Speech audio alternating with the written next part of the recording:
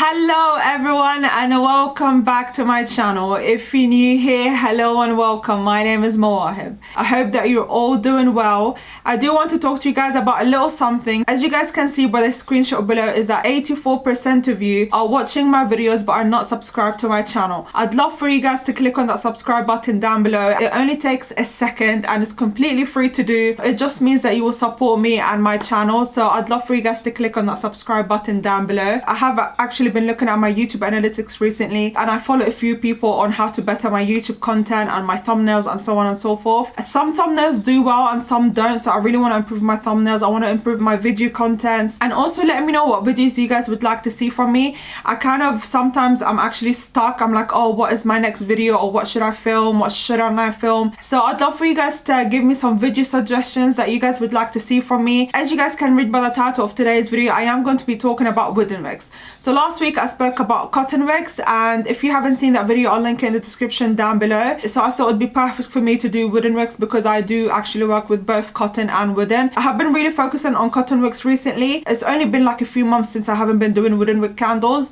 because I've been focusing on cotton like I mentioned, and I just want to share information with you guys in general about wooden wicks. So I hope you guys enjoy this video and let's just get into it. So let me just talk about wooden wicks in general. They normally come in thin slabs or in a tube wick.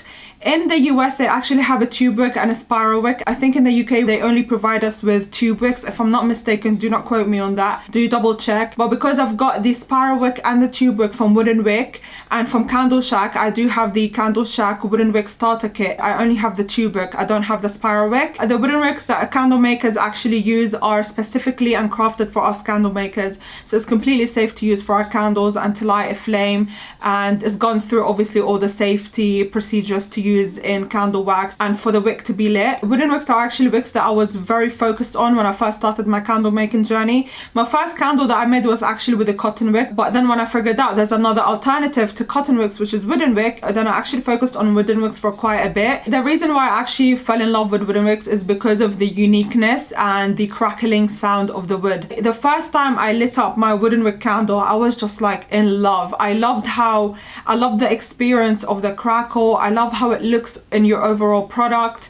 I love how sleek it looks inside your candle container, and it has been very popular recently. There are a lot of candle makers right now that are producing wooden wick candles, and honestly all the candles that I've seen so far from small businesses that do wooden wick candles are just so gorgeous, and they do differentiate your brand or your product from everyone else, as the majority do use cotton wicks. But that doesn't mean cotton wicks is bad. It's just people are now looking to kind of differentiate themselves from other candle makers. Moving on, let me talk about sizes and types. So just like the cotton wicks, they do come in different sizes and types. So the type of wooden wicks that you can get are tube wicks, spiral wicks, single ply wicks, booster wicks, and many other ones that you can find on your candle supplier's website. When it comes to sizing, wooden wick sizings actually come in width or thickness. Like I mentioned earlier in the video, that I do have a wooden wick starter kit from Candle Shack, and they do come in bags like that. I do have a few, but this is one of them, and this is the 0.5 millimeter single ply wick, and I've used it quite a bit actually. They do come in different width sizes. So for example, of course, this is thicker than this. As you guys can see the difference, there's a difference in width and thickness. That of course will play a role in candle container sizes. So for example, if you're using 30 centiliter, try the bigger wick, and if you're using 9 centiliter, for example, or 20 actually, try this one as well. So of course, and according to your results, you wick down or you wick up. And another one that I want to show you guys, I also have the single ply wick 0.75 millimeters. So that is bigger than the 0.5 millimeters, of course. If the 0.5 millimeters width never worked for your candle containers, you can always size up to the 0.75 millimeters. And again, they do come in different sizes, as you guys can see. I haven't used that one much, but I'll show you guys. This can be used for a smaller size container, or maybe even tin candles, depending on the diameter of your candle container. And this one can be for a bigger container or a bigger diameter candle container, as you guys can see there. I also do have the tube wick over here, and this is from Candle Shack. I've used up all the tube wicks. I only have one left. But tube wicks are actually my personal favorite. I love how they look in my candle container, especially when I'm using two of them. In my 30 centiliter two tube wicks just look, honestly, I can't describe it, it just looks amazing. And the experience of burning two wooden wicks in your candle is beautiful. I love the experience of it. They only do come in one size, so when I used the tube wick in my 20 centiliter, I used only one, and it actually did not work out very well. My wick drowned, my candle was really struggling when I used one wick, but when I used two wicks in my 30 centiliter, it worked much better. So I actually may try it with two wicks with 20 centiliter and see how that works out. But yeah, that's all I have to say about sizing. Of course, there are more sizing to what I've just mentioned in today's video. Go ahead and look at your candle supplier's website. I buy all of mine from Candle Shack. So the single ply wooden wick that I just showed you right now works well with all different types of waxes. I also checked for the booster wick. It does work really well with vegetable wax. So for the most important part, I want to talk about burn testing your wooden wicks and how would you know if your wick is too big or too small. It's the same rules that actually apply to cotton wicks. When I work with wooden wicks, my only challenge with them is they do not stay lit. Like, I have to always make sure I keep an eye on it, so I make sure it's lit. The first time I light it, it just switches itself off. The second time I light it, it works fine, but I kind of have to go back to the candle and see if it's actually staying lit or not. So that's one of the challenges that I actually experience with wooden wicks. If your wooden wick is small, it will tunnel, the wick will drown itself, you'll have no hot throw whatsoever, and it wouldn't burn all the wax that's in your candle container. So what would you do is you obviously wick up if your wick is too small, and you wick down if your wick is too big. So how would you know if your wick is too big? Your flame will be very high. Your flame will be over 2 inches high. Your candle will burn through very fast. You will have really harsh flickering. Normally wooden wicks flicker a little bit, which is gorgeous. I love the flickering of the wooden wick actually, but you don't want a harsh flicker where it's going back and forth, if you get what I mean. You will be getting soot or black smoke that actually comes out from your flame, and normally that actually reflects to your candle container as well as the candle burns through. You will see black soot around the candle container if you are working in clear jars. You will also have really bad post burn results, guys. The whole melt pool will probably be black if your wick is really big. So that's when you know that you need to wick down 100%. It's all try and error, just like cotton wicks. Honestly, I really thought at the start, I thought, oh, cotton wicks are much more simpler and straightforward to work with, but I think actually they're very similar. I don't think one is harder than the other. I think for me personally, I find that they both work the same. You know, you wick up or you wick down depending on the results that you have with your candle. So yeah, I think it's pretty similar in that sense. However, what I do realize with wooden wicks is it discolors your melt pool.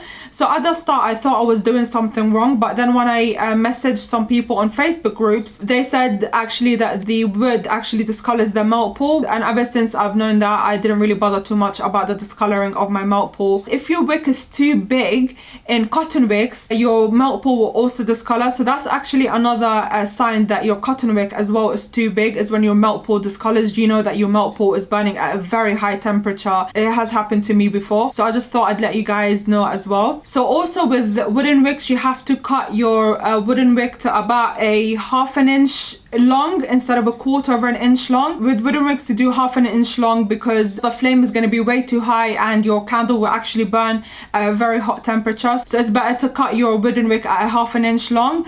To be fair, when I use tube wicks and I actually cut it to a ½ an inch or even a ½ inch long, it was really struggling to stay lit. So I kind of kept it a bit higher than actually a ½ inch, and then it stayed lit. I did feel that my candle was burning a bit too high because I did get really bad discoloration post burn results. The next time that I am going to be doing wooden wicks, I am going to cut it down to the correct sizing and see if I do get similar results in terms of the post burn results that I got. So I've definitely had my own challenges with wooden wicks, even though I did say, you know, I find it similar to cotton wicks. With cotton wicks, it's easier to light, you know. I think for the future, what I would love to do is kind of a wooden wick collection rather than do my whole collection as wooden wicks. I actually think I am going to be starting with cotton wicks, and so then it gives me more time to actually work and focus on wooden wicks to make sure that, you know, when my customers light in my candle, they're not sitting there, you know, having to light it a few times for my wick to be lit. I think that would be such a cool idea. Let me know in the comment section down below. I thought I'd just share that with you guys. How would you know if you have have the right wick. And again, it's the same thing as your cotton wick. You would have a flame that's no longer than 2 inches. Your flame will flicker slightly because with wooden wicks you do get a slight flicker, which is fine.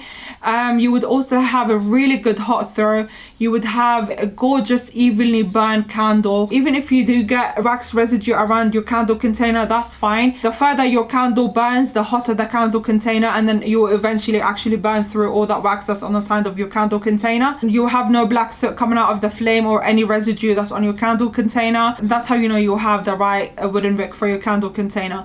But of course, it always goes back down to your own testing, to your own trial and error. Write down as many notes as you can, observe your candles, and change and adjust according to your results. And don't forget to burn test your candle thoroughly. The first round of burn testing should be 4 hours. Go back to your candle every hour or every hour and a half and track the results of it on a piece of paper, or if you guys have a candle burn test sheet, then use that. Don't be afraid to allow your candle to burn for more than 8 hours, because sometimes, let's be honest, customers don't really always follow the rules. They sometimes may go out, or I may go out and forget my candle burning, and when I come back my candle's all done and I've completely forgotten I've left my candle lit. See how well your candle container holds heat. Is your candle container gonna crack if it's gonna be burning for more than 8 hours, sometimes 12 hours? You never know. A tip that I want to give you guys as well is, if you find that your wooden wick is too small or it's drowning itself out, what you do is switch off your flame, put a cotton pad or a little paper on the melt pool, and let the paper or the cotton pad absorb as much of the liquid as possible. Pinch the top of the wooden wick a little bit and then relight it and see if that works. It normally works with me when my wick is too small or when my wick is drowning itself out. It normally works with me, it relights. So do try that out and see if that works for you as well. From the amount of times my wooden wick puts itself off, I had to like kind of search and see different ways of how I can keep my candle lit. Alright my love, so that is the end of today's video. I have gone through all the bullet points that I want to go through with you guys today about wooden wicks. If you guys do have any questions or you guys want to add on to more what I've just said on the video, then my comment section is always open for you guys. With that being said, I'd love for you to click on that subscribe button down below. It only takes 1 second and it just means that you'll support me and my channel. I'd love for you guys to give this video a huge thumbs up if you like it. Don't forget to comment and suggest what videos you'd like to see from me in the future, because it can be a bit tricky to think of new video ideas every week. And of course, do not forget to turn your post notifications on so you guys can get notified every time I post. Thank you very much for watching. Thank you very much for your support, and I'll see you guys in my next video. Bye guys.